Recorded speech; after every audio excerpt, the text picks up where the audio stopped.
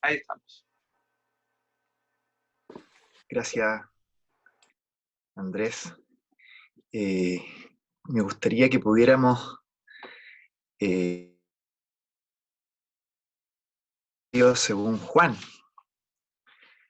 hoy quiero compartirles el Evangelio desde el pasaje probablemente más eh, famoso, más conocido, más memorizado de todos los pasajes de la Biblia.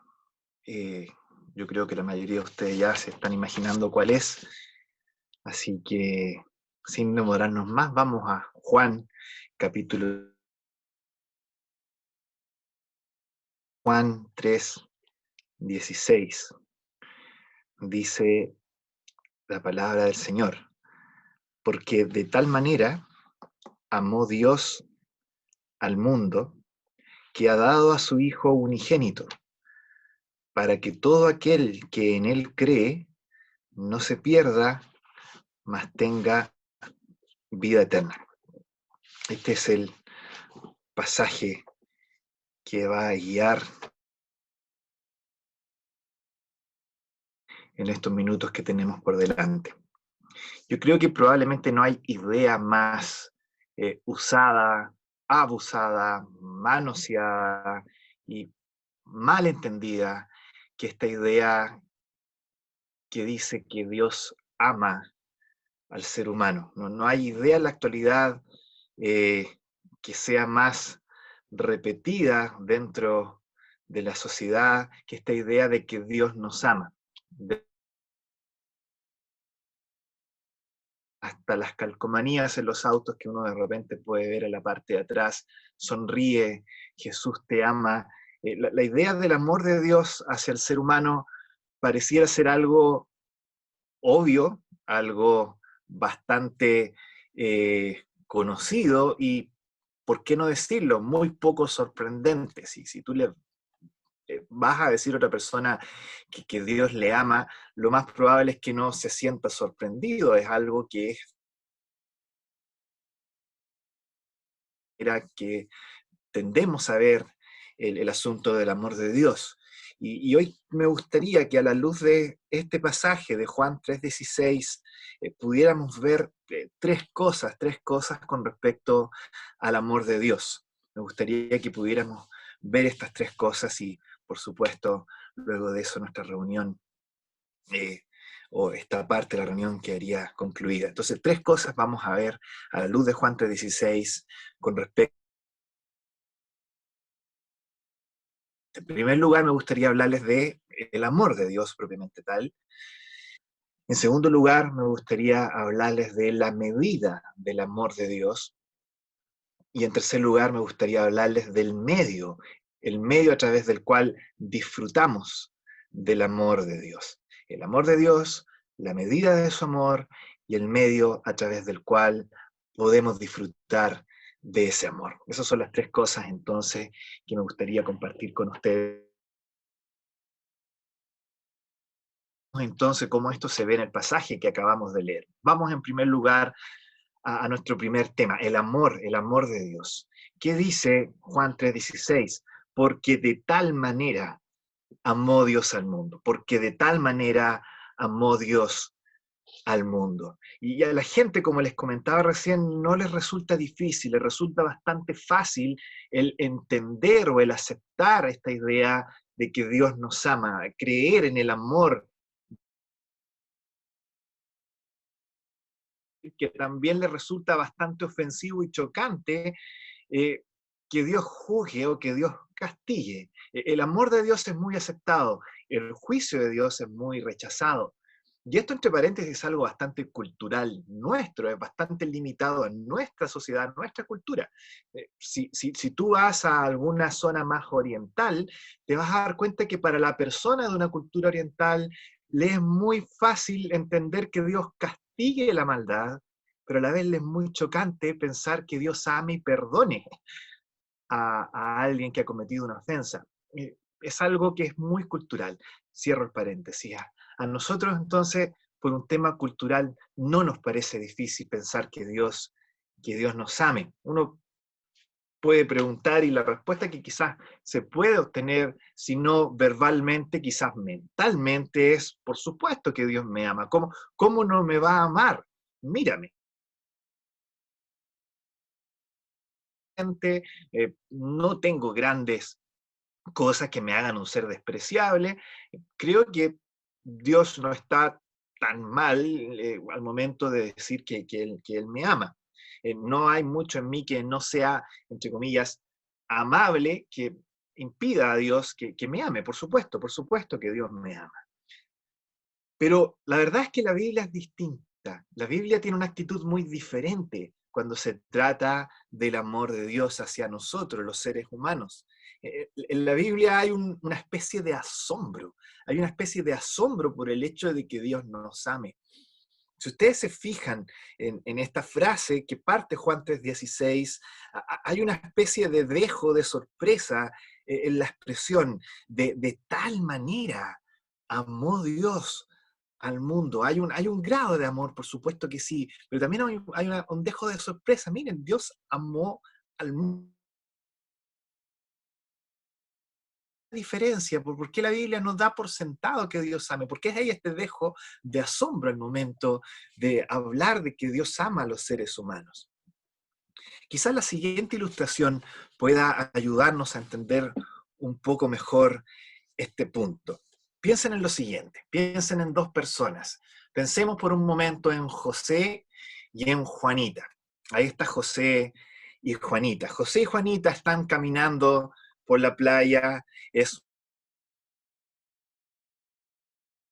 hay una hermosa puesta de sol, están ahí a orillas del mar en la playa, y entonces están caminando y en algún momento José se adelanta un poco, le toma las manos a Juanita y le dice a Juanita a los ojos: Juanita, te amo tanto, en verdad, en serio, te amo demasiado. ¿Qué es lo que quiere decirle José a Juanita? Esa es la pregunta que quiero que nos hagamos. ¿Qué le quiere decir? Yo creo que obviamente lo que nosotros vamos a responder por Juanita, ¿verdad? Es lo mínimo que podemos eh, deducir de esta escena. Claramente, cuando José, por lo tanto, le dice a Juanita, te amo, no le quiere decir, sabes, Juanita, te encuentro muy desagradable, pero aún así, a pesar de eso, igual te amo. No es lo que él intenta decir en esta escena que acabamos de ilustrar. La idea no es, mira, Juanita, eres la persona más fea que conozco, tienes una actitud amargada todo el tiempo, tienes un pésimo sentido del humor, pero aún así, a pesar de eso, te amo. No es lo que nosotros esperaríamos deducir de lo que José le está diciendo a Juanita. Volvamos ahora a nuestro punto. Entonces, ¿qué pasa? Cuando dice acá el pasaje, Dios amó al mundo, ¿qué es lo que quiere decir cuando se nos dice que Dios amó al mundo? Eh, Quiere decir tu belleza, tu ingenio, tu capacidad de superación. Eres tan hermoso, eres tan bello, mundo. La verdad es que no me imaginaría el cielo sin ti. Oh mundo, te amo. Eso es lo que quiere decir Dios cuando acá se nos dice que de tal manera amó Dios al mundo. La verdad es que para bastantes personas así es. Ellos, muchas personas acá creen que efectivamente eso es lo que la Biblia quiere decir cuando nos dice que Dios amó. Y esto lo digo con mucho respeto, pensar así es una de las peores tonterías que podríamos pensar. No tiene sentido bíblicamente creer que esa es la manera en la que Dios ama o el sentido en el que Dios ama al mundo.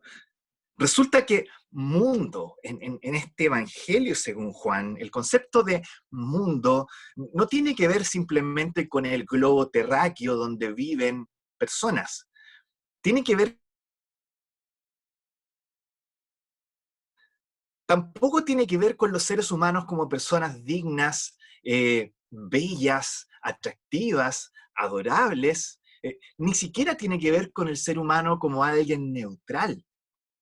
El mundo, de acuerdo a Juan, en este evangelio en el que estamos aquí leyendo, tiene que ver con la cultura, con esa manera de vivir, de ver las cosas, de pensar que tú y yo tenemos una nosotros mismos y que no considera a Dios dentro de su mundo. Una manera de pensar que es rebelde a Dios, que es indiferente a Dios, que no considera a Dios, que no toma en cuenta a Dios en su pensamiento. Ese es el mundo del que Juan nos habla acá en este pasaje. Un mundo que vive como si Dios no existiera. El mundo no le conoció, dice Juan en el capítulo 1, versículo 10. Ese mundo que ama más las tinieblas que la luz. El mundo del que está hablando Juan acá cuando nos dice de tal manera amó Dios al mundo. Y esa es tu condición, estimado, y es mi condición, y se llama pecado. Una vida de indiferencia a Dios, una vida que no toma en cuenta a Dios. Si de verdad eres honesto, honesta contigo mismo, te vas a dar cuenta que la mayoría del día ni siquiera estás consciente del ser más importante del universo, que no solo te creó, sino que es algo que deberíamos tener presente, omnipresente en nuestro pensamiento todo el tiempo, y ni siquiera lo pensamos. ¿No te dice eso algo con respecto a nuestra condición? Hay una actitud de indiferencia, de rebeldía, de ceguera, y eso la Biblia le llama pecado. Esa es nuestra condición. Entonces, cuando Juan 3:16 nos dice que Dios nos ama, en realidad es como si Dios le dijera al mundo lo siguiente: espiritualmente hablando, eres repugnante. Espiritualmente hablando, estás muerto. Y no solamente estás muerto, sino que hueles la podredumbre de la muerte, expeles la podredumbre de la muerte. El olor ofensivo de tu podredumbre llega hasta mí, dice Dios, y es tan repugnante. Y aún así, a pesar de eso, te amo. Es asombroso que Dios nos ame. No es algo que podamos dar por sentado. Por eso que en la Biblia el amor de Dios es motivo de asombro. Estimado, estimada, tú estás, nuevamente con mucho respeto lo digo, en estos momentos delante de Dios estás podrido de pecado. Y aún así Dios te ama. ¿No es asombroso? ¿No es tremendo? Ese es el concepto del amor de Dios a la luz compartir con ustedes, el amor de Dios. Veamos qué nos sigue diciendo el pasaje. Entonces, hablamos del amor de Dios y ahora me gustaría que habláramos en segundo lugar de cuál es la medida del amor de Dios. Y si somos breves, la respuesta a este segundo punto es que la medida del amor de Dios es Cristo. En pocas palabras, la medida del amor de Dios es Cristo. De tal a continuación, el apóstol Juan nos dice que Dios amó al mundo de tal manera y dice que ha dado a su Hijo unigénito, que ha entregado a su Hijo unigénito. La medida del amor de Dios es Cristo, que Dios ha entregado a su Hijo, que Dios ha dado a su Hijo, su único Hijo, que ha dado a su Hijo unigénito. Ahora, hay algo importante acá, y es que de acuerdo al lenguaje bíblico, el concepto de dar o de entregar no tiene que ver simplemente con compartir. De repente ese es el concepto que nosotros tenemos cuando se trata de entregar o de dar algo. No se trata acá de que Dios disfrute de su propio Hijo, pero ahora trate de compartir a su Hijo con nosotros para que nosotros también lo disfrutemos, como puede pasar, por ejemplo, con nacido y está ahí en la clínica, entonces nosotros vamos a alegrarnos junto con ellos, con sus padres, a disfrutar de ellos, y esa madre nos pasa a su hijo recién nacido para que nosotros también lo abracemos y disfrutemos del gozo que ella está disfrutando en ese momento por tener a ese pequeño en sus brazos. Entre paréntesis, eso es lo que a veces muchas personas tienden a pensar cuando se trata de Navidad, ¿no es cierto? El regalo de Dios es su hijo, este bebé, Jesús al que podemos abrazar, y viene de que Dios da, de que Dios comparte, que Dios comparta a su hijo con nosotros, pero ese no es el concepto de dar y de entregar que tienen las escrituras, ¿saben? Entregar, bíblicamente hablando, dar, bíblicamente hablando, quiere decir entregar a alguien para que este alguien muera. Esa es la idea. Es entregar a alguien a la muerte.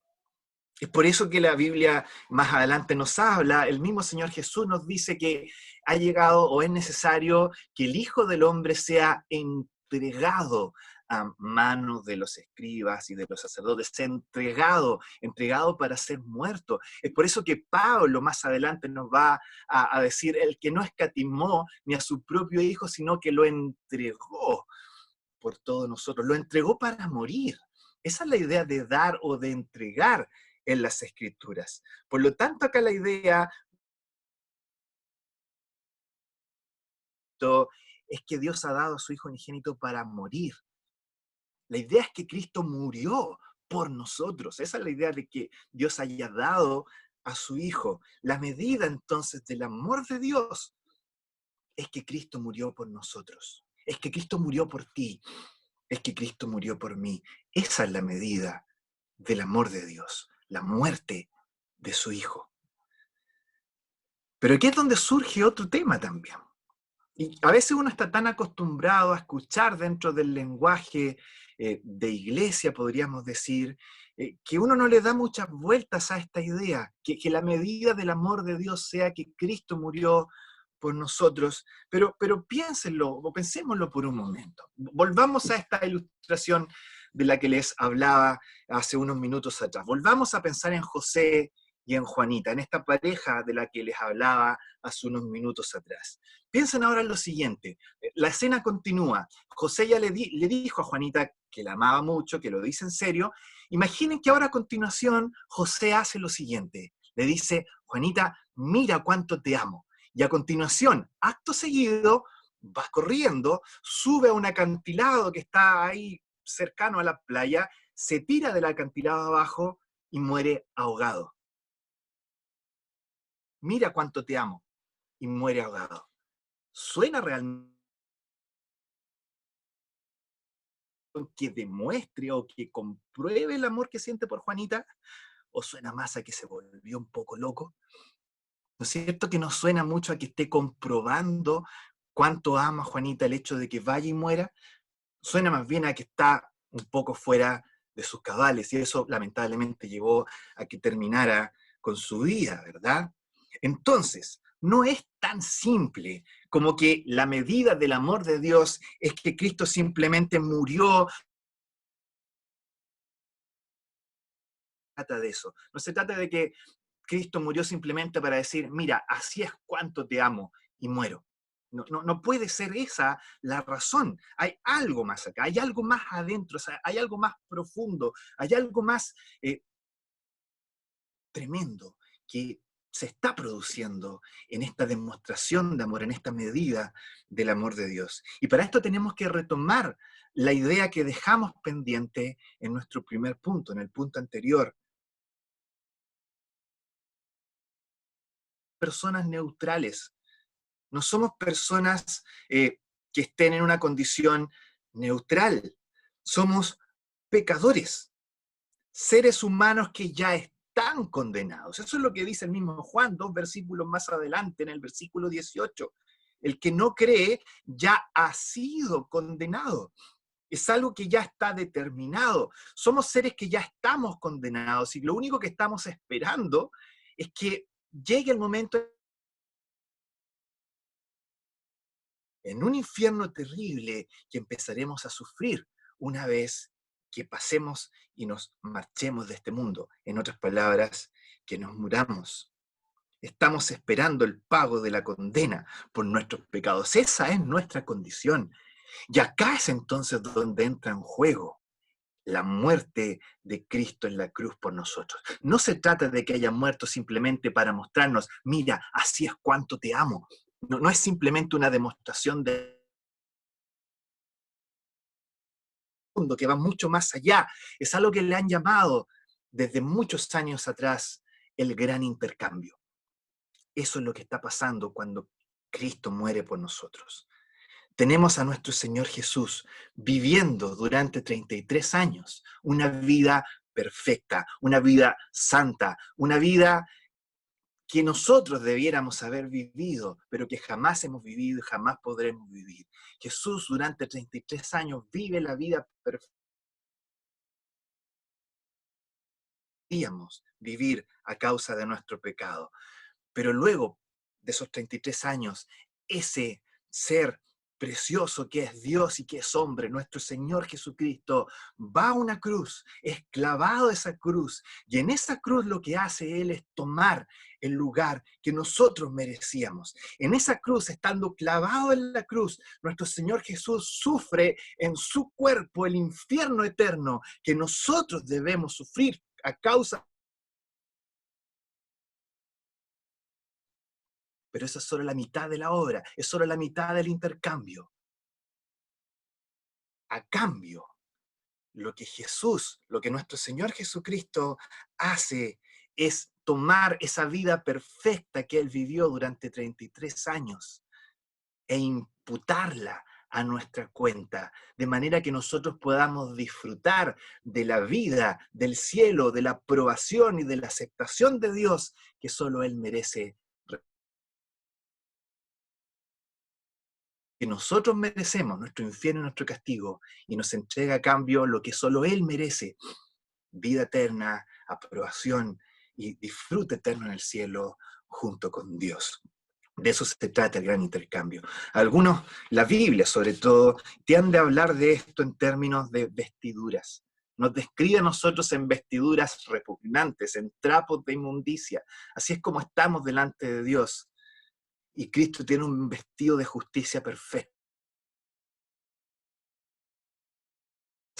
Es que Cristo se saca ese vestido perfecto y se viste a cambio de nuestra inmundicia. Paga el castigo por esa inmundicia y a cambio nos ofrece ahora revestirnos con ese vestido de su justicia, para que con ese vestido justo podamos presentarnos aceptos delante de Dios. Ese es el mensaje, esa es la medida del amor de Dios. Eso es lo que significa que Cristo haya muerto por nosotros. Mas Dios muestra Cristo murió por nosotros. De eso se trata la medida del amor de Dios, el sacrificio de Cristo. Cristo tomando nuestro infierno para que nosotros podamos obtener su justicia y estar así delante de Dios aprobados y aceptos. Esa es la medida del amor de Dios. Finalmente, quiero que en tercer lugar podamos continuar. ¿Cuál es el medio por el cual podemos disfrutar nosotros de este amor de Dios? Hemos hablado del amor de Dios, de tal manera amó Dios al mundo. Hemos hablado de la medida del amor de Dios, que ha dado a su Hijo unigénito. Y ahora, fíjense, ¿cuál es el medio a través del cual podemos disfrutar de ese amor? ¿Qué es lo que dice el texto a continuación? Para que todo aquel que en Él cree no se pierda. Estimado, estimada, a través del cual tú puedes apropiarte de la obra de Cristo y disfrutar del amor de Dios en la fe. Para que todo aquel que en Él cree, fe, ahí está, fe, todo aquel que en Él cree no se pierda, mas tenga vida eterna. El objetivo de la obra de la cruz, el gran objetivo de este gran intercambio, no es simplemente historia, No es simplemente que nos sintamos conmovidos por lo que pasó en ese momento de la historia. No se trata de eso, se trata de apropiarse de lo que pasó en ese momento de la historia. Eso es creer, eso es la fe. Tiene que ver con apropiarse de esa obra. Cristo murió por nuestros pecados conforme a las Escrituras y fue sepultado y resucitó al tercer día. Entonces lo que nosotros hacemos ahora es dirigirnos a ese Jesús, a ese Señor Jesucristo que está ascendido en los cielos, vivo y reinante. Nos dirigimos a Él porque sabemos que está vivo y le decimos, Señor, lo que tú hiciste 2000 años atrás, yo creo que fue por mí. Yo creo que fue algo hecho a mi favor y me apropio de lo que tú hiciste en mi vida. Y de aquí en adelante, que eso es real y vivo a la luz de que eso precisamente es real. Apuestas el resto de tu vida a eso, es apropiarse de la obra de Cristo y vivir el resto de tu vida apostando a que eso es real. No es una apuesta ciegas, es una apuesta muy razonable, pero tú vives sabiendo que eso es real y tu vida entonces es concordante con eso que crees. Hay un ejemplo que coloca un hermano, actitud de apropiarse. Este hermano coloca el ejemplo de un eh, malabarista que está en las cataratas del Niágara y hay una cuerda floja y este malabarista entonces capaz de caminar por esa cuerda floja, lo hace de ida, lo hace de vuelta, lo hace corriendo, lo hace en invertida, toma de repente una bicicleta y va con la bicicleta caminando ida y vuelta, toma un gato, toma un perro, anda, si camina por las cataratas de Niágara en esta cuerda floja con la persona encima de ida y de vuelta, y tú estás mirando ahí cómo esta persona hace todas estas cosas, y entonces esta persona se acerca a ti y te dice, ¿crees tú que yo soy capaz de tomarte a ti en andas y caminar por esta cuerda floja contigo y que tú no caigas? Obviamente uno ha visto todo lo que ha hecho hasta el momento y uno podría decir, sí, yo creo que tú puedes hacerlo, confío, creo que tú puedes hacer eso. Súbete en andas y caminemos juntos por esta cuerda floja. La pregunta es, ¿qué harías? Quizás de miedo, y quizás digamos, no, yo creo que lo puedes hacer, pero no pienso subirme encima tuyo y que camines conmigo por esa cuerda, podría morir. Bueno, si esa es tu actitud, entonces eso significa que realmente no confías, no crees que él sea capaz, porque si realmente creyeras que fuera capaz, te subirías encima y caminarías encima de él a través de esa cuerda floja. Eso es muchas veces lo que pasa cuando se trata de apropiarse del Evangelio. A lo mejor tú puedes decir, yo creo que Jesús murió, que su obra es eficaz para salvar, pero entonces el Señor te dice, ya, ¿qué vas a hacer al respecto? Aférrate. Si realmente crees que Él es capaz, te vas a aferrar. Si no te aferras, es simplemente porque no crees que Él sea capaz de salvarte.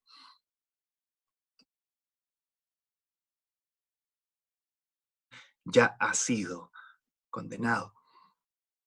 La oración, la esperanza, la petición que le hacemos al Señor es precisamente que puedas tomar la decisión correcta y es confiar y aferrarte a la obra de Cristo en la cruz. Que quizás hables con ese Dios que está vivo, con ese Jesucristo que está vivo y ascendido en los cielos en este mismo momento, que cierres tus ojos, que ores un pecador, que has vivido toda tu vida en indiferencia a Él, sin siquiera considerar al ser más importante del universo, pero que le digas que crees que eso que Él hizo hace 2000 años atrás lo hizo a tu favor y que por favor aplique esa obra a tu vida en estos momentos. El que a mí viene, dice el Señor, yo no le echo fuera. Y esperamos que esa sea la decisión que puedas tomar en estos momentos.